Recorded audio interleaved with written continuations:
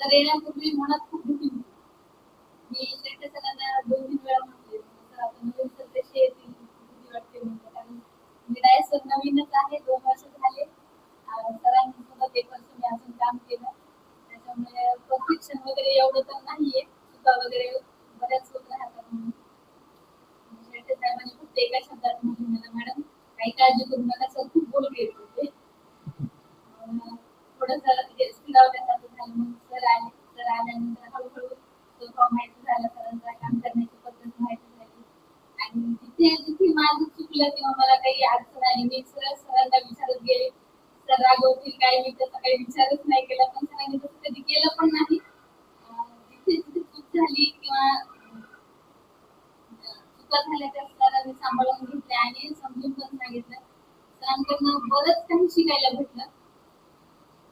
सगळ्यात महत्त्वाचं जसं दिवाकर सर म्हणले, पद्धत सर म्हणले, वेळ जी आहे ते वेळेचं खूप जास्त हे झालं.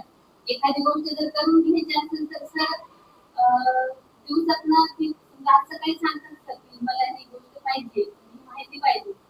हो सर, आपण कामामध्ये जरी विसरलं तरी सर परत आठवतात, मॅडम झालं का तयार करून झालं का? म्हणजे सर जायच्या अगोदर ती माहिती सरांच्या टेबलला तयार असायची. म्हणजे हे जे कामाचं नियोजन आहे किंवा परफेक्शन आहे ते सरांकडून शिकायला भेटलं.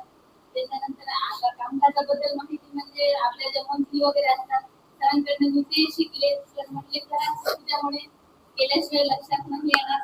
त्याच्यामुळे सरांकडून मला ते पण चांगल्या पद्धतीने शिकायला भेटलं. सरांचा सहवास अजून पाहिजे होता, अजून बऱ्याच काही गोष्टी शिकायला भेटल्या असत्या. आणि जसं दुधावकर सर म्हटले की वकील आपण कितीही काम केलं तर कौतुक करण्याच्या ऐवजी आपला उणीव काय आहे, जी गोष्ट कमतरता आहे त्याच्यावरती पटकन बोट ठेवलं जातं. तर तशाच कर्मचाऱ्यांमध्ये कोणीच असं राहिलं नाही की त्याची कंप्लेंट साहेबांपर्यंत गेली नाही. पण सरांनी कधीच कर्मचाऱ्यांबद्दल अपोजिट न जाता सगळ्यांना सहकार्य केलं आणि त्यांच्यावर किती लोड आहे, ते कशा पद्धतीनं काम करत आहे आणि त्यांच्याकडून मी करून घेतो अशा आश्वासन देऊन कर्मचारी आणि वकील दोघांना पण समाधानी केलं.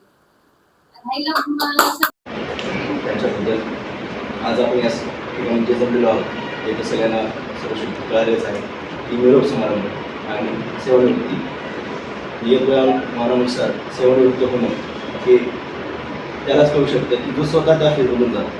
आपण स्वतः इतकं बोलणार किंवा काही करणार, पण स्वतः त्या व्यक्तीची जे सकाळपासून संध्याकाळपर्यंत जी रुटीन असायचं त्याचं अचानकपणे आता चेंज होणार.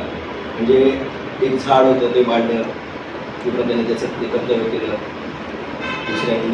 दुसऱ्या म्हणजे अदर फॅक्टर्समधून जे येत होतात तरी सुद्धा त्याचं जे कर्तव्य होतं सावली देणं, फळं देणं आणि त्याचं ते कर्तव्य पार पडत राहणं. त्याप्रमाणे एक वृक्ष वाढता येतात, त्याचं एक अटेनिंग एज आलं आहे. पानं आता हलकीशी अशी वेगवेगळी व्हायला लागली. हे त्याला स्वतःला जाणं. एक जो रुटीन असतो तो अचानक चेंज होतो.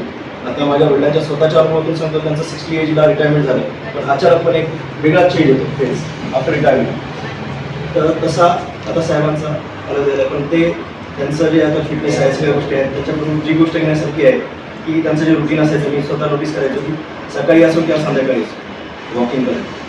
बऱ्याचशा गोष्टी आहेत अशा की ज्या काही शब्दामध्ये व्यक्त नाही होत, पण बऱ्याचशा गोष्टी अशा आहेत की ज्या स्वतः अनुभवातून ते व्यक्त होतात किंवा हे होतात आपल्या ॲक्टिव्हिटीमधून ॲक्टमधून.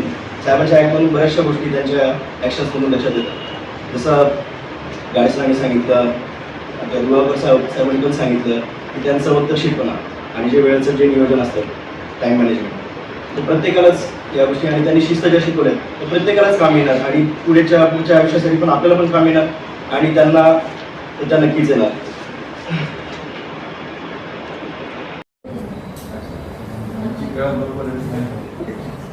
आपली तिकडे आपण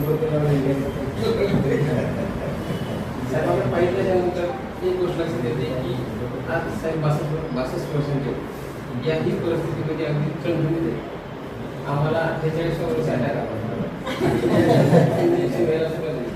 पण या पाठीमागं जी खंबीर उभ्या राहिल्या त्या मॅडमचा तुमच्या देशामध्ये तितकाच वाटा आहे जितका तुमचा आहे आणि हे गमक आहे. जर तुमचं सुखी संसार तुमची मित्र बाळा मुलं बाळा जर बघितली आणि तुमचं जर कर्तव्य बघितलं तर ह्या गोष्टीला सारखी म्हणून मॅडम हा परिपक्व होत्या म्हणून तुम्ही इथपर्यंत आला की अगदी तुम्हालाही मान्य करावं लागेल आणि इथे बसलेल्या सगळ्यांना मात्र का मान्य करावं लागेल की आपण कौटुंबिक न्यायालयामध्ये काम करतो. आज आपण प्रत्येक केसला केस बघतो की ज्या ठिकाणी ही एक चाक गळाला तर आपला सगळा डोलाला बिघडून जातो आणि आपल्याला कितीही पगार असू द्या कितीही पैसा असू द्या आपला त्याचा काहीही उपयोग होत नाही. म्हणून हे जे आपल्यासोबत जे चाक आहे संसारातील चाक पत्नीचं ते आपल्यासोबत भक्कम असलं की आपण जीवनातल्या प्रत्येक टप्प्यावरती अगदी यशस्वी मला खात्री आहे. म्हणून मॅडम बाबत टाळ्या वाजवल्यात.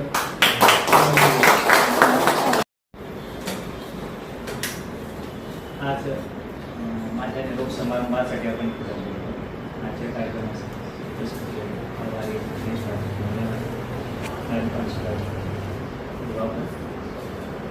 सर्व कर्मचारी आणि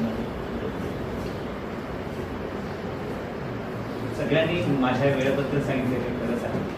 इव्हन आता बार जिल्हा बारमध्ये माझं सत्कार आणि उत्सव झाला तिथे सगळ्याबद्दल सांगितलं. साहेबांचं टाईम मॅनेजमेंट असतं की जेव्हा काम चालणार असतं काही असो तास असो आधी असो काही असो तर साहेबांनी सकाळी 11 वाजता हजर राहायचं आम्हाला डायरेक्शन देतात. तर आम्ही हजर राहिलं राहतो आणि पहिल्यांदा आमचं काम हिअरिंग होतं की तिथेही सगळीकडून माझ्याबद्दल हेच सांगितलं जातं टाईम वेळ ठरवता म्हणजे सगळ्यांनाही नुसतं दुगावकरांना सांगत नाही मी वेळ द्यायचं सगळ्यांना रेस्टॉरंटपासून शिपाई कर्मचारी शिपाईपर्यंत सगळ्यांना सांगितलं तुमची वेळ आहे ते वेळेच्या पुढे पाहिजे वेळेच्या नंतर नाही. आणि जनरली कसं असतं प्रिसाइडिंग ऑफिसर येण्यापूर्वी सगळ्या स्टाफनी आपापल्या खुर्चीवर हजर करेल काम झालं त्याचा फायदा होतो. वकिली पक्षात तक्रार करू शकत नाही की साहेब हे तुमचे आले नाहीत ते तुमचे आले नाही त्यावेळी मला अवघड होतं ते सामान्य तुम्ही वेळेत असलं काम बरोबर असेल 100% प्रोटेक्ट नसेल तर नाही.